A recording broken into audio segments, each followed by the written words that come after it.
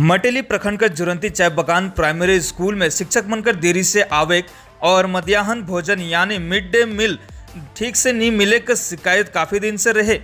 शिकायत मिले कर बाद मटियाली पंचायत समिति उपाध्यक्ष विद्या बारला को बीते काल स्कूल का दौरा कर लें।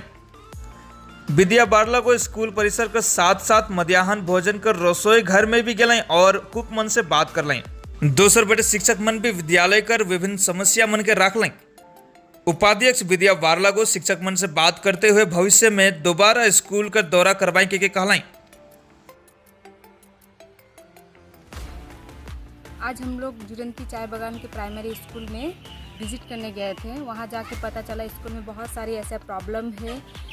स्कूल में ऐसा बहुत सारा प्रॉब्लम है जो हम लोग को गार्जियन के थ्रू से पता चला था। तो आज हम लोग उसी विषय में वहाँ पे जाके हम लोग विजिट किए, जाके प्रिंसिपल सर से बात किए, कितना स्टूडेंट है, कितना टीचर्स है, और साथ ही हम लोग वहाँ पे अच्छा से खाना मिलता है कि नहीं, मिड डे मील मिलता है कि नहीं, इस विषय में जाके हम लोग बातचीत किए, टीचर्सों से मिले, स्टूडेंट से बातचीत किए।